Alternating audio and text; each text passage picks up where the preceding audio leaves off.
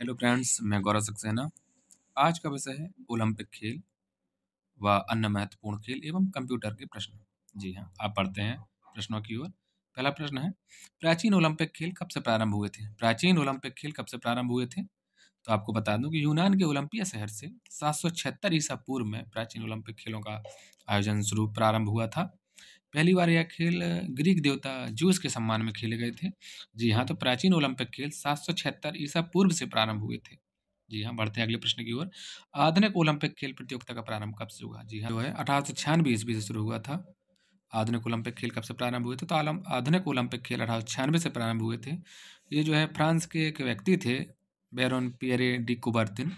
इनके प्रयासों से यूनान के एथेंस शहर में आधुनिक ओलंपिक खेलों का आयोजन प्रारंभ हुआ था सन 1896 से। बढ़ते हैं अगले प्रश्न की ओर। अगला प्रश्न है, अंतर्राष्ट्रीय ओलंपिक समिति की स्थापना कब हुई थी? अंतर्राष्ट्रीय ओलंपिक समिति की स्थापना 1894 में हुई थी। अगला प्रश्न है, अंतर्राष्ट्रीय ओलंपिक समिति का मुख्यालय कहाँ है? अंतर्राष्ट्रीय ओलंपिक समिति का मुख्यालय लुसाने, स्विट्जरलैंड में है। भारतीय ओलंपिक परिषद की स्थापना कब हुई थी? तो भारतीय ओलंपिक परिषद की स्थापना 1924 में हुई थी तथा इसके प्रथम अध्यक्ष जो थे वो जे टाटा थे।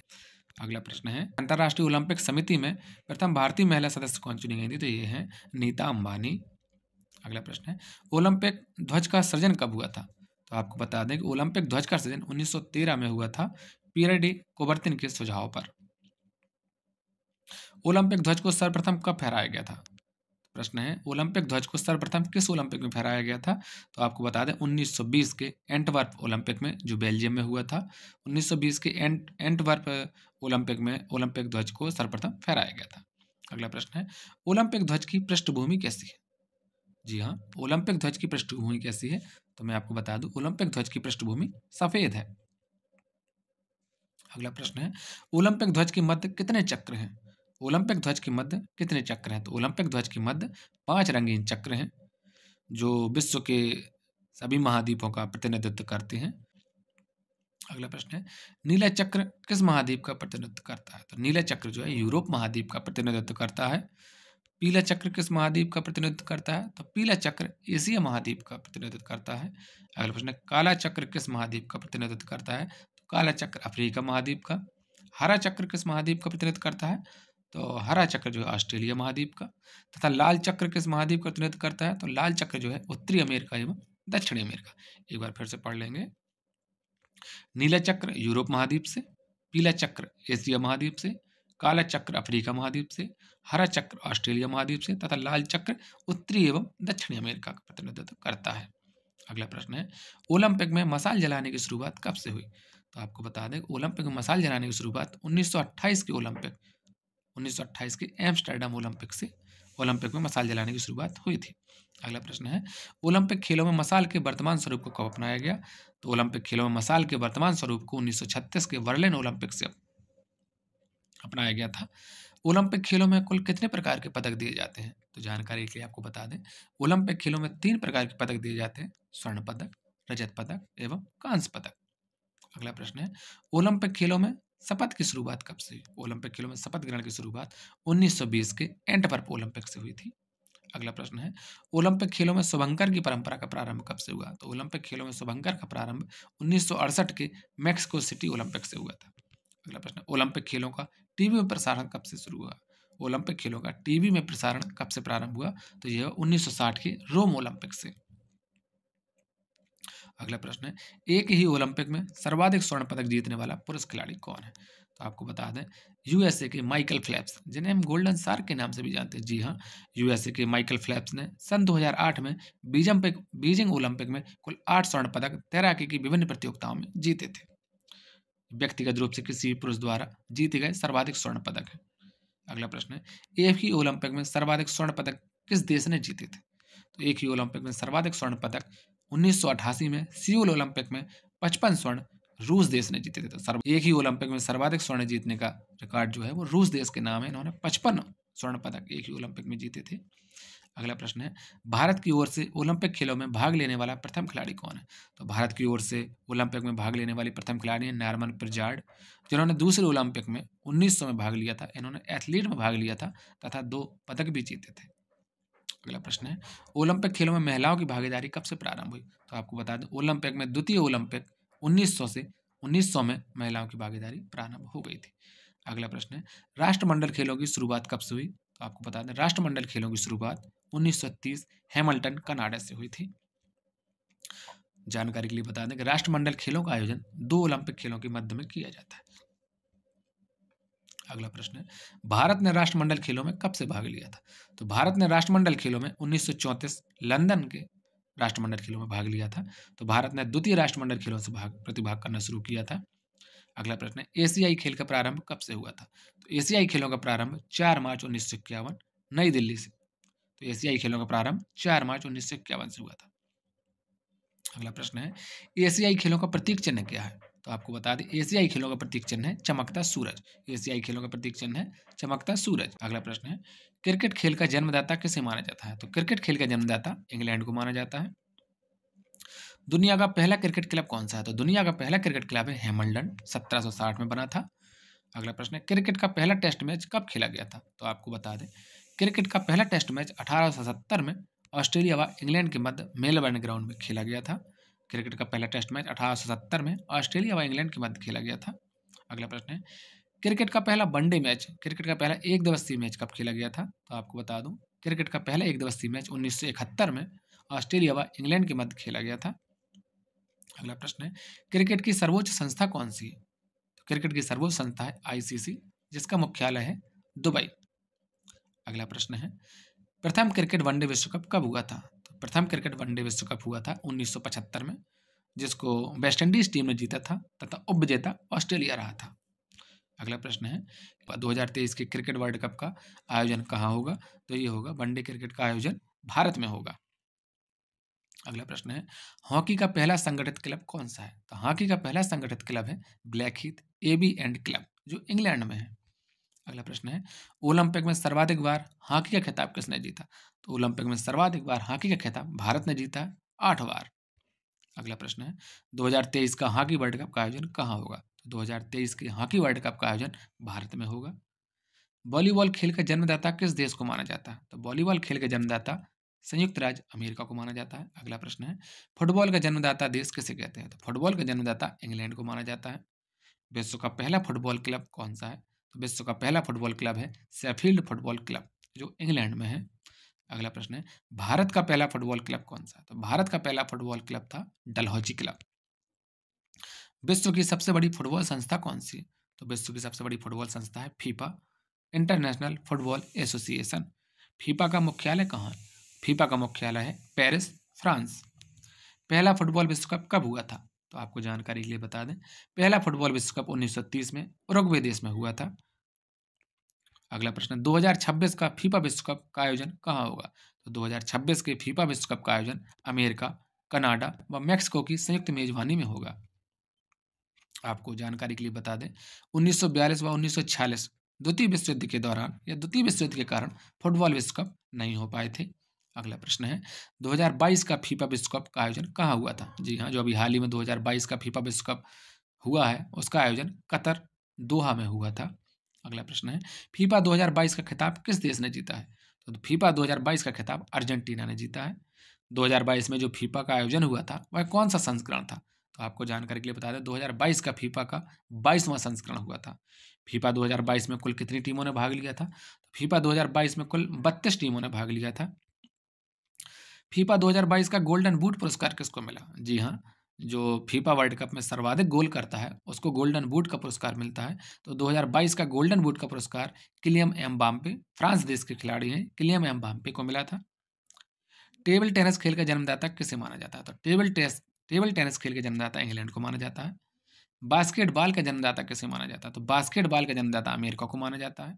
बैडमिंटन का जन्मदाता किसे माना जाता है? तो बैडमिंटन खेल का जन्मदाता इंग्लैंड को माना जाता है। अगला प्रश्न है, विश्व बैडमिंटन चैंपियनशिप की शुरुआत कब से हुई? तो विश्व बैडमिंटन चैंपियनशिप की शुरुआत 1977 से हुई थी। अगला प्रश्न है, नोबेल पुरस्कार की स्थापना किसने की थी? तो नोबेल पुरस्कार की स्थापना स्वीडन के वैज्ञानिक अल्फ्रेड बर्नार्ड नोबेल ने की थी। स्वीडन वैज्ञानिक अल्फ्रेड बर्नार्ड नोबेल ने नोबेल पुरस्कार की स्थापना की थी। अल्फ्रेड बर्नार्ड नोबेल का जन्म कब हुआ था? तो अल्फ्रेड नोबेल का जन्म 1833 ईस्वी में हुआ था। आपको जानकारी के लिए बता दें, अल्फ्रेड नोबेल ने 1867 में डायनामाइट की खोज की थी।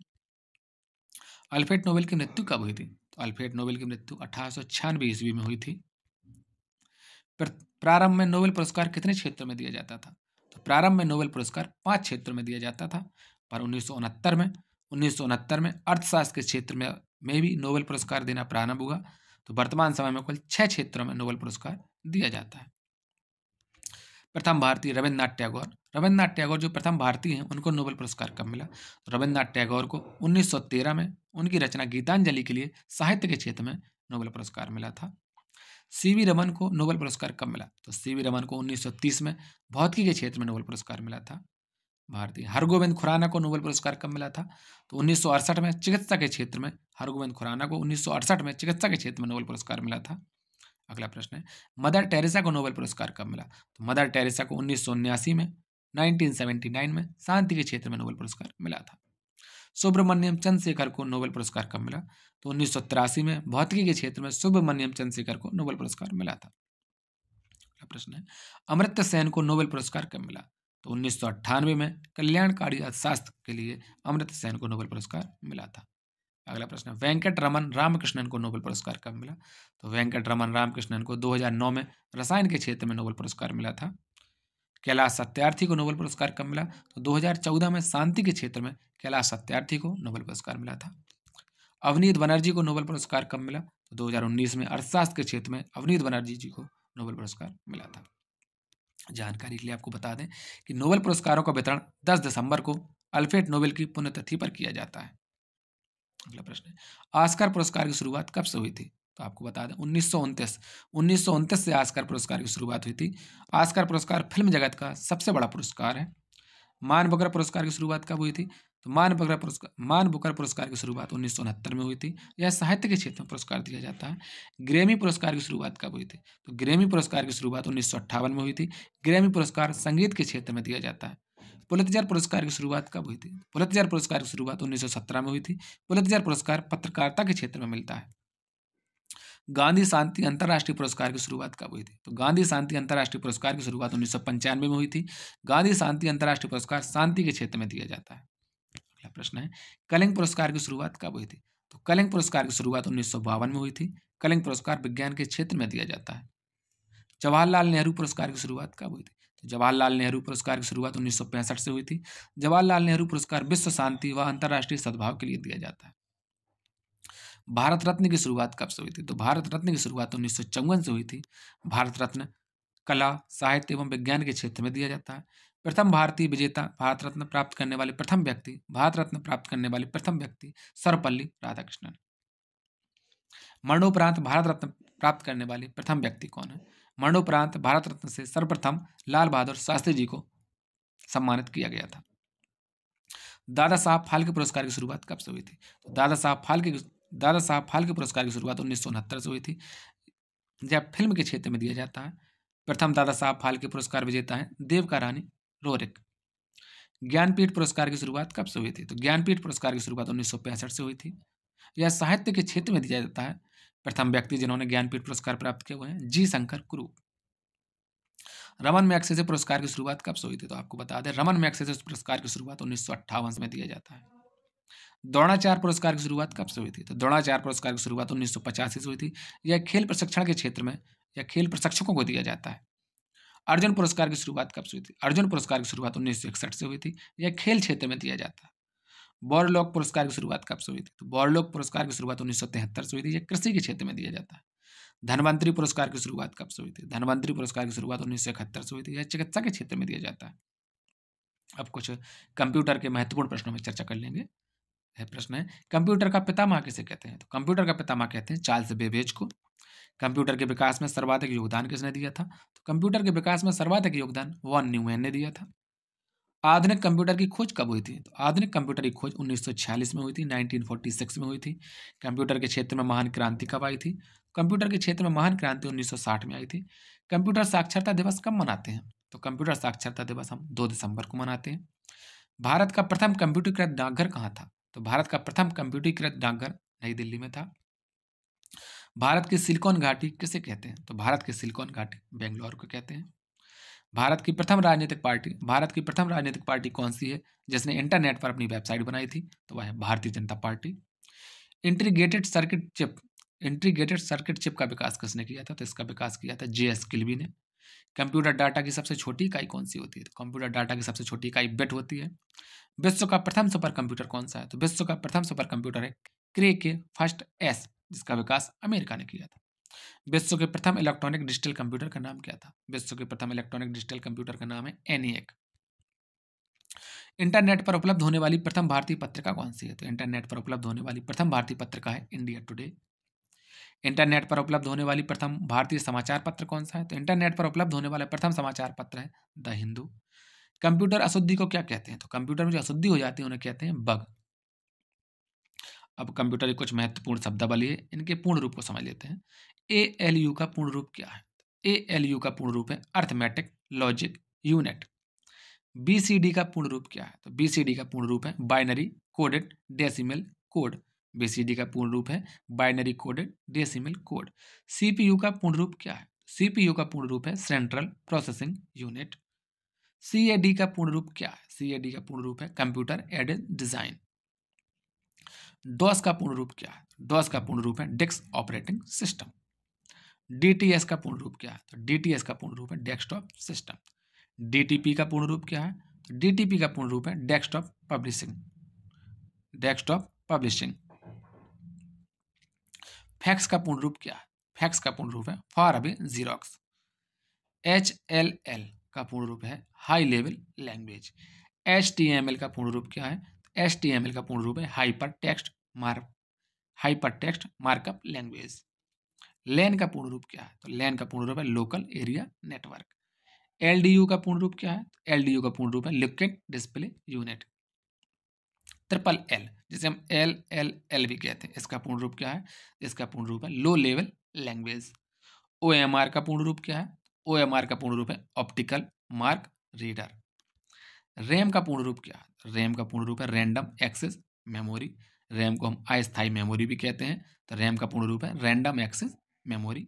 रोम का पूर्ण रूप क्या है? रोम का पूर्ण रूप है रीड ओनली मेमोरी, इसे हम अपनी स्थायी मेमोरी भी कहते हैं।